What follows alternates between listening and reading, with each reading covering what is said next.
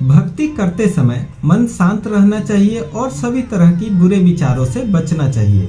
जो लोग इस बात का ध्यान रखते हैं उन्हें भगवान की कृपा मिलती है।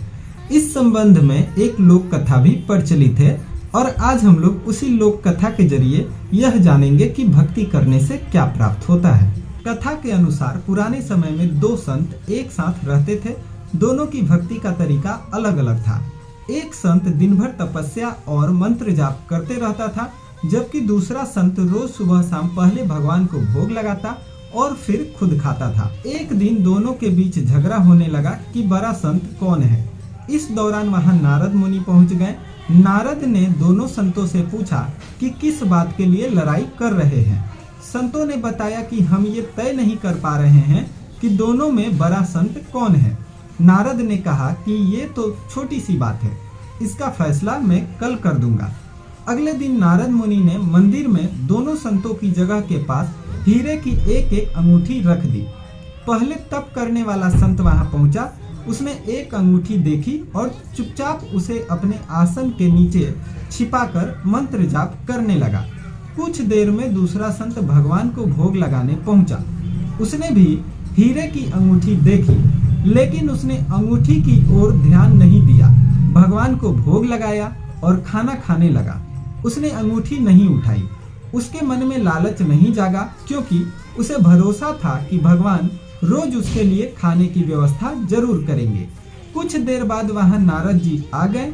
दोनों संतों ने पूछा कि अब आप बताएं कि हम दोनों में बड़ा संत कौन है। नारद ने तपस्या करने वाले संत को खड़े होने के लिए कहा। जैसे ही वह संत खड़ा हुआ तो उसके आसन के नीचे छिपी हुई अंगूठी दिख गई। नारद मुनि ने उससे कहा कि तुम दोनों में भोग लगाकर खाना खाने वाला संत बड़ा है। तपस्या करने वाले संत में चोरी करने की बुरी आदत है। उसने भक्ति के समय भी चोरी करने में संकोच नहीं किया, जबकि भोग लगाने वाले संत ने अंगूठी की ओर ध्यान तक नहीं दिया। इस कारण वह बड़ा संत है। तो दोस्तों, अब हम लोग समझते हैं कि इस कहानी से हमें क्या सीखने के लिए मिलता है।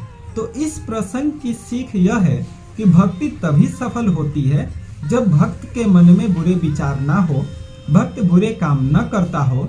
जिस भक्त के विचार पवित्र हैं और जो बुरे कर्मों से दूर रहते हैं, सिर्फ उसे ही भगवान की कृपा मिलती है। तो दोस्तों, ये थी आज की कहानी, जो कि आपको कैसी लगी आप हमें कमेंट सेक्शन में बता सकते हैं।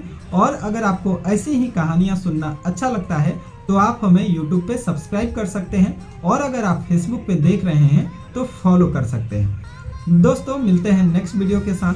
तब तक के लिए बहुत बहुत धन्यवाद।